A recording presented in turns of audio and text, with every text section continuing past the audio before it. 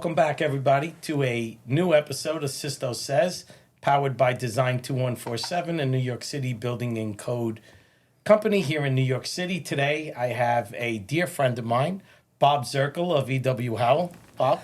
How you doing, Sisto? Thank you for coming in. Thanks for having me. So, usually we get really formal, but, since we've been friends and done work together for, I'd say, a couple of decades now, Bob has worked with E.W. Howell for a very long time. Since 1985. That's right. Only one company, which is amazing. Yeah. Congratulations. Thank Says you. a lot about you. It says a lot about E.W. Howell. So always excited to be on projects with E.W. Howell.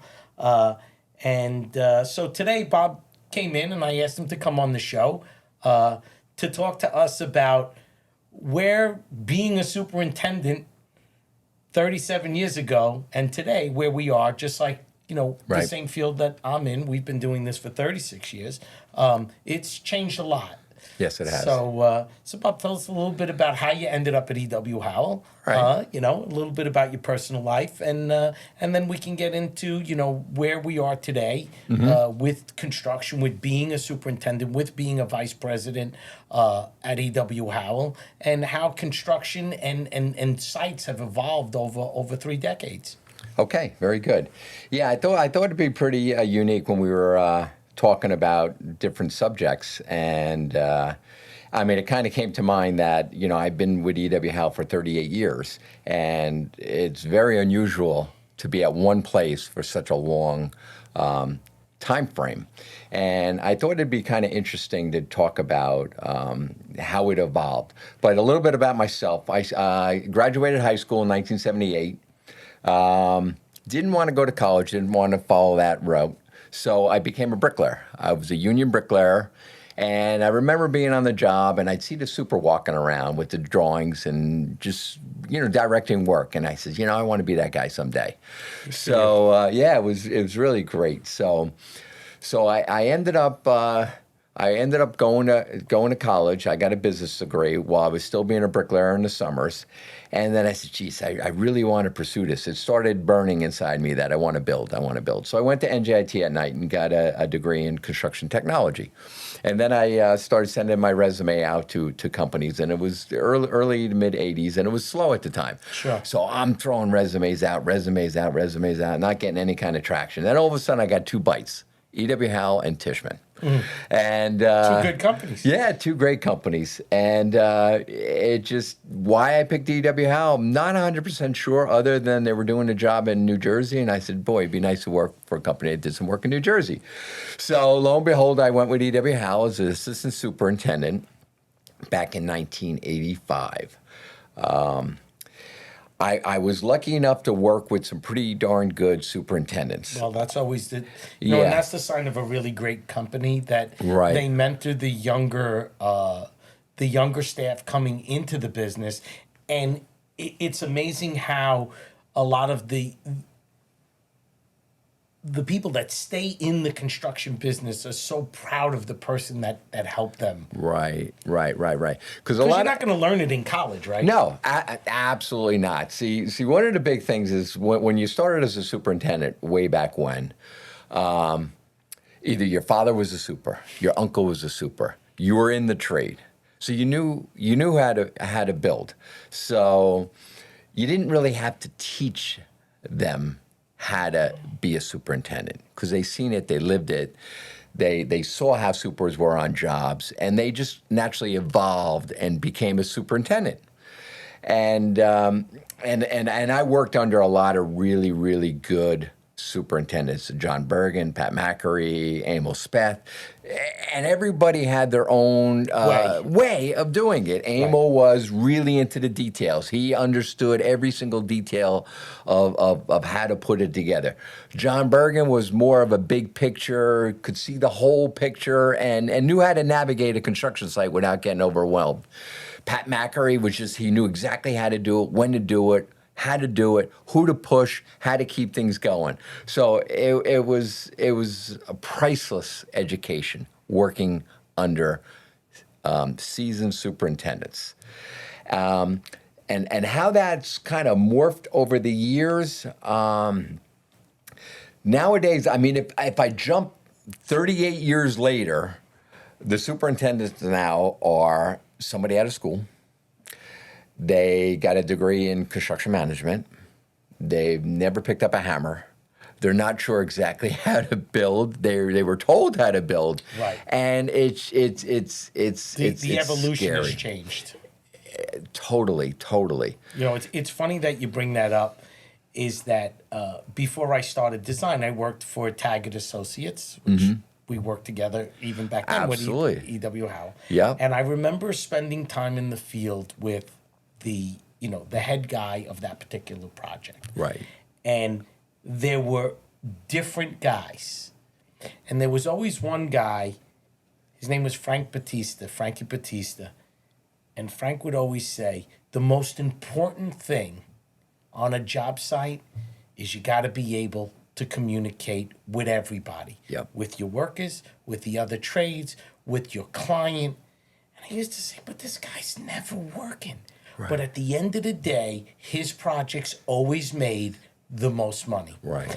And I knew that was a guy that I could relate to. And he would buy me lunch. But then I would leave him and I'd go see Joey Kimmel. And I know Okay. these names like the back of my... And he was a very anal, precise... Every drawing was perfect. Right. Every folder was organized in the trailer. Every drawing, nope, you gave me the, and we didn't have computers then. He would Right. like, you gave me this drawing on August 27th, you hand delivered it, and like he kept, and I was like, whoa, I need a piece from him. Right. And then I went to another Yeah. person, and they all taught me a little part of being in the plumbing business, but they taught me a lot about how to build. Right. How each one of them had a different way of getting past the finish line. So, Yeah, being a superintendent is always very intriguing to me. You know, now there's so many, AI is coming. Someone's going to tell us how to do all these things. Oh, I hear right? you. I hear but, you. But Yeah. But the truth is that you learned from others how to navigate. Right, and you have to have your own style too, because a lot of guys try and be somebody they're not. So it's important to be who you are, be honest, be truthful. Your word is Your word. gospel, and if you say something that's not true or a lie, these trades know it immediately. Oh, yeah. They read right through it. So there's integrity and honesty. Be who you are. Communication is so important. Yeah, like you're and I saying. also think that it's really, to me, it's very important that people like yourself, people like me, that we mentor younger people Right. in our industry. Because I think there's a lot to learn from our experiences, from Sure. our failures, from our success. Because Yeah. if every job you worked on was a home run, life would be great. But we have a million different things that happen on Absolutely. the job site that goes on. So a big part of our show, Bob, is about, I believe in laws. I believe that the building code does a great job of creating laws for people to live in buildings, for people like yourself to construct buildings, Right. for those laws to be there to protect the people that are going to use the building, but also protect the people that are building them. So we fast forward a little bit. We've had a lot of different, I'm delighted that I believe we're on episode 21 now. Great. And I've had such great guests, and they're all somehow involved in the industry. But one of the places that I wanted to pick your brain a little bit about is how construction sites today have evolved in terms of safety. I mean, Yeah. there are just Oh my so God. many Oh things my that God. have changed. Yes. And and again, I teased you when you walked in. And I Right. said, well, me and Bob, we're like the old dinosaurs. And that's a good thing, not a bad thing. Right. But the truth of the matter is, I remember being on job sites a long time ago. Yep. And now I go to job sites and I can't even get through the swinging gate that's there. Right. You know, Yeah. that there's a revolving gate and there's a person there like, hold on. Yeah. You know, where's your hard hat? Where's your safety Yeah. glasses? Where's your construction boots? You can't wear that shirt. You got to wear this vest. Yeah. So tell us a little about how do you feel that we are definitely safer today than we were 35 years ago? I think the rules have created sort of a safer environment. But back in the day, like go back 1985 when I started, the biggest thing was making sure guys are wearing the hard hat. So that's it, just a hard hat, hard hat, hard hat. But the guys were, and we didn't have a lot of injuries. The guys, they knew how to build, they knew how to be safe. They weren't being pushed. The schedules weren't as tight. People weren't. Oh my God! So that's part of the problem. So kind of fast forward a little bit.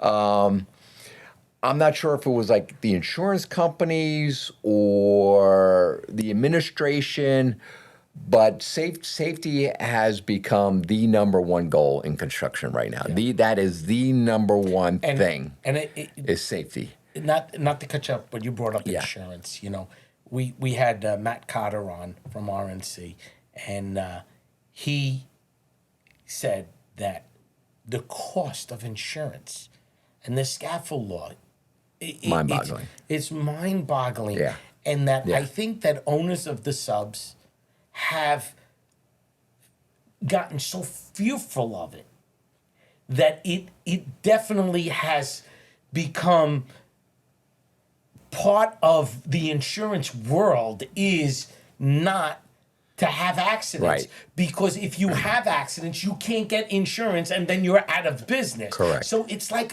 yes, every human life is extremely precious, especially when you're building difficult projects like you're on Right. that have a lot of danger to them. Cranes and things being pulled over the sidewalk and trucks and this and that coming in and out of sight. So, I do agree with you that you make a very valid point that the insurance industry has a big, big grip on what's happening at a construction site. Sure. And then the building department, the building department has really morphed. Back in the day, the building department, you wouldn't see a building inspector. Oh. You would not see a building inspector on a job until you were done. TCO time comes, I would call you, Sisto Design, and I'd say, I'm ready for my TCO. And we'd walk around. Dominic or Sergio would come by, walk the inspector, one or two little tiny things, and it's done. You wouldn't see it. TCO is good.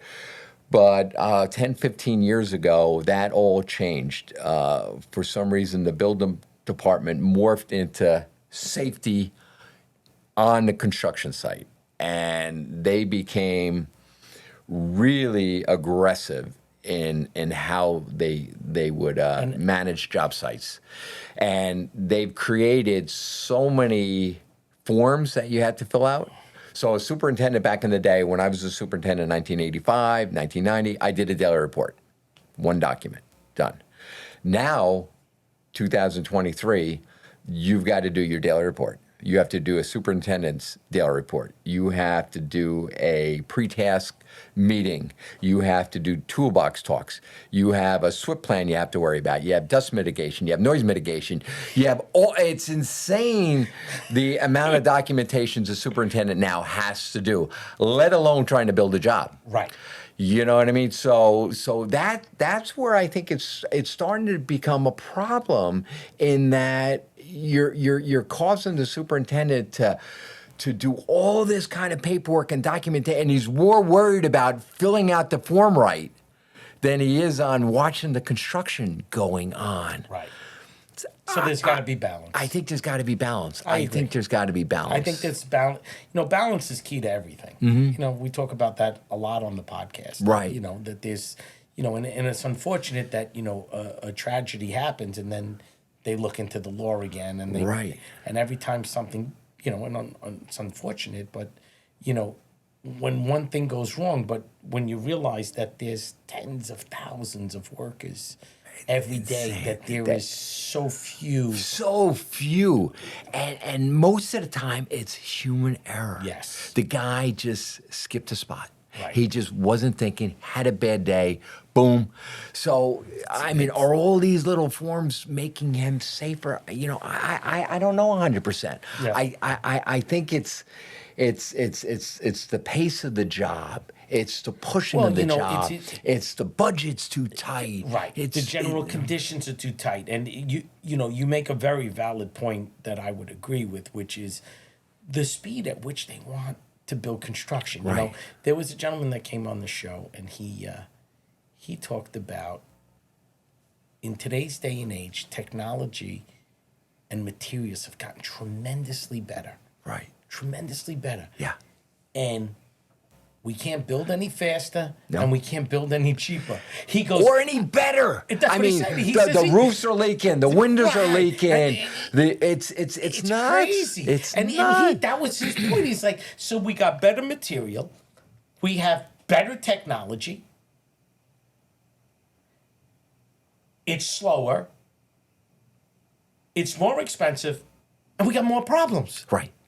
He goes, back in the day, the plumber came there. Back in the day when I worked at Taggart, the guy put lead and oakum around the pipe. It Absolutely. lasted for 100 years. It never Right. leaked. Now we got all these fancy no-hub fittings, this, that. And all of a sudden, 2 years you're into it, even buildings that we built for ourselves, we got problems. Well, it's craftsmanship. You got less craftsmanship and you got more distractions. Everything is a distraction now. Building is not the primary thing anymore. It's how you documenting it, how your risk management, how are we,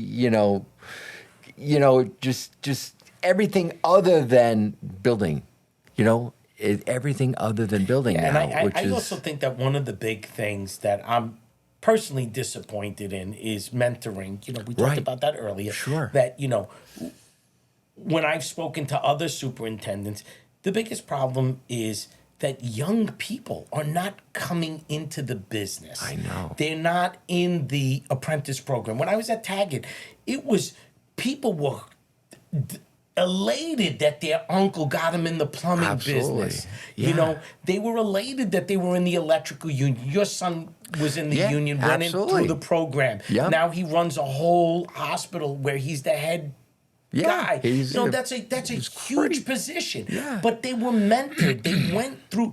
They can't even get kids to join the apprenticeship today. Yeah.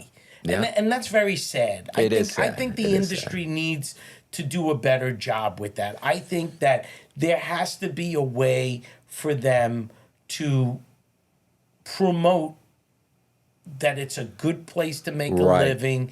It's a great place to get an education. Sure. And incentivize it for people to go into this, to be a laborer, to be a plumber, electrician, a steam fitter, a tin knocker, whatever it might be. Yeah, I mean, I got into it because I wanted to build. I wanted to see what I built. I've got so many projects that I go back with now and show my wife, show my kids that I was part of that. Right. You were part of that experience. And it makes you proud of it. Yes. And my dad, who was not in construction, was elated when I became actually a bricklayer. And he says, Rob, you're always going to be able to put food on the table. Right. And that's When things get really was their slow, biggest concern. that was their mentality back then. You could Yes. always put food on the table. Very true.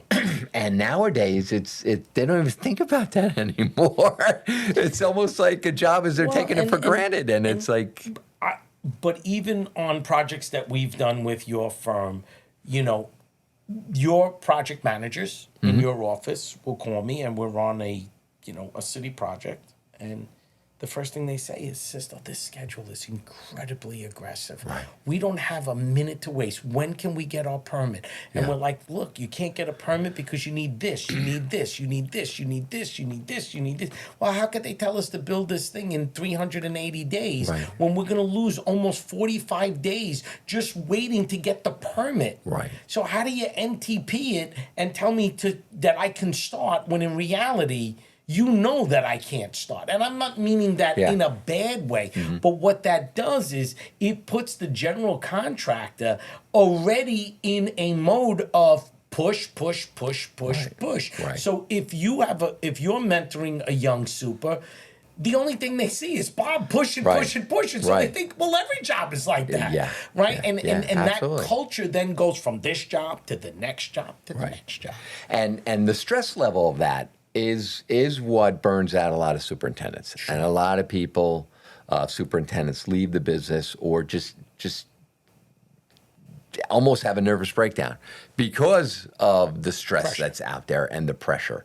And it's not getting any easier. No. It is absolutely not getting any easier because the budgets are tighter, safety requirements are tighter. Everything. The building environment in Manhattan is getting insane. Right.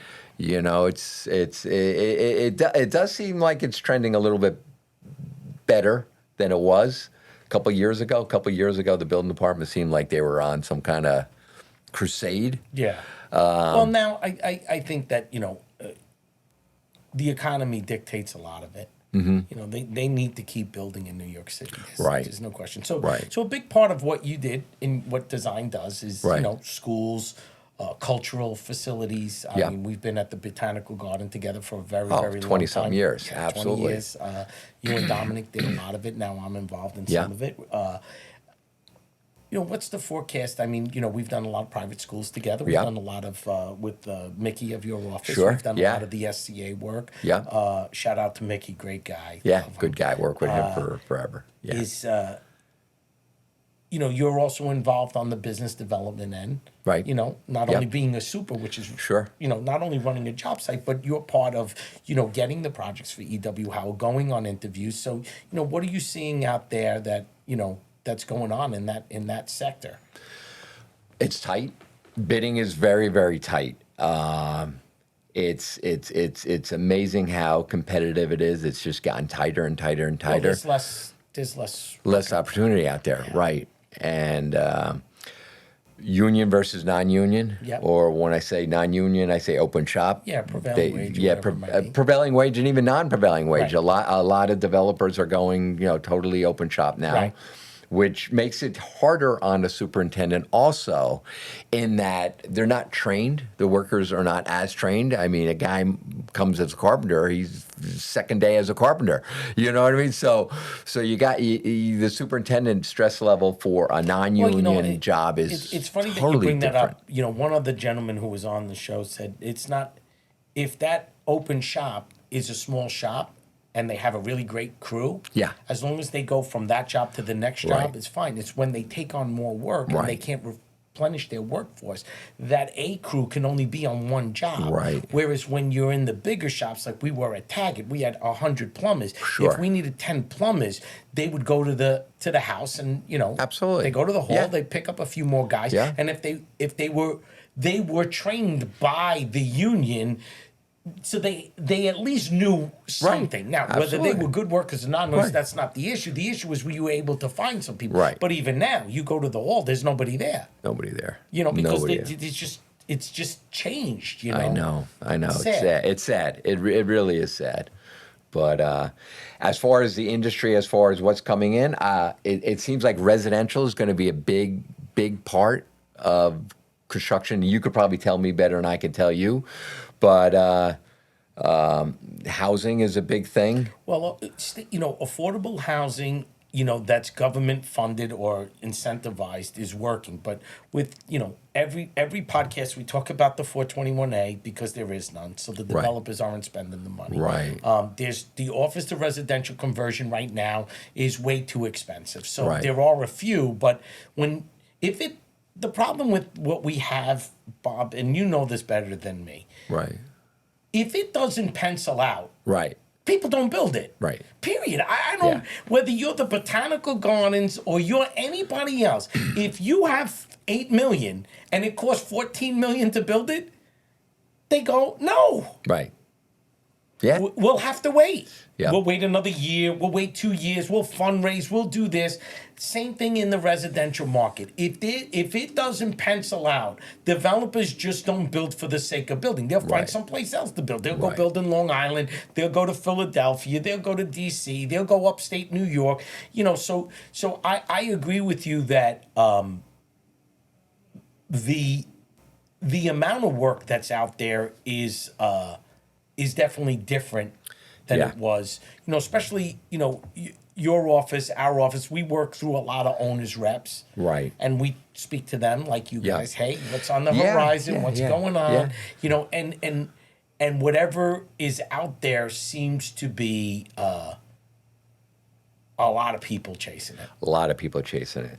Schools seem to be a hot one still. Still, yes. Charter schools, private schools, SCA, which is a good chunk of our work. So thank God they are putting money to where it's needed. Schools is a great thing. Healthcare is a big thing. Yeah. We do quite a bit of healthcare. But it gets scary. Now, It gets a little how scary. long has E.W. Howell been around?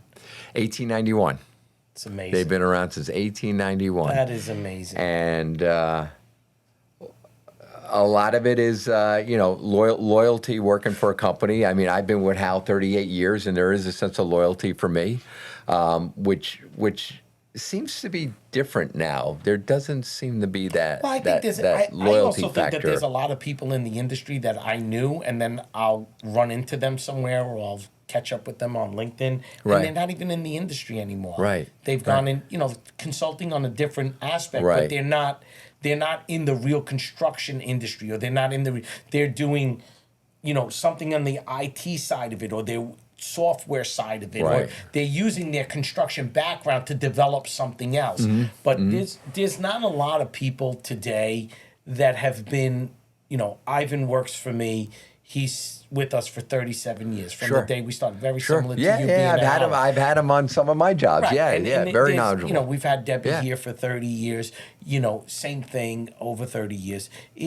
But why is that? Why are certain what? people 30, 38, 37? I wish I could answer Yeah, that. But, I wish I but could you find can't- them. I wish yeah. I could find. There's not a lot. We have a handful of guys No, at EW Howell that still have that. And I could say this because I know you outside of our professional relationship, as friends outside the office, Right. is that you have a genuine love for E.W. Howell. Right. You Yeah. wear their shirt, you wear their hard hat as if it was your own company.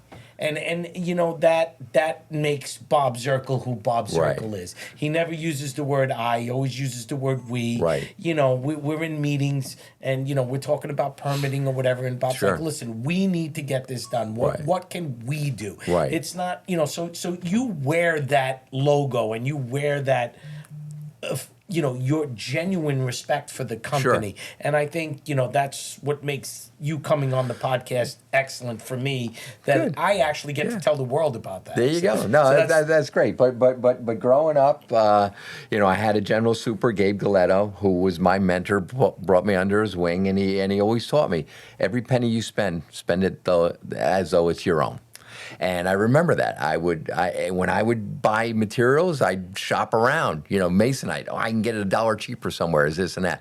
So, I mean, Yeah. they drill it into you that, Right. it. I was a purchasing agent at Taggart, and I felt the Right. same way. So as we kind of get to the end of the podcast, it's we put every guest on the spot, so don't feel like Okay. I'm putting you on the spot. We always quote the same gentleman. His name is Andrew Peters from Okay. Curry and Brown.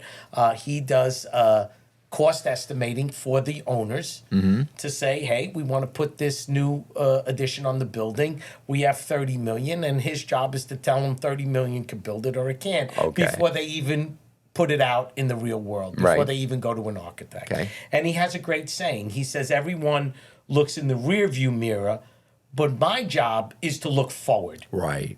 He goes, and I got to tell them what it's going to cost Right. 2 or 3 years from now before they even hired an architect. And they don't even have a vision. They just know they need a program. Right. So I put every guest Okay. on the spot, and I say, so you've been doing this for 38 years. Yeah. You've been with E.W. Howell.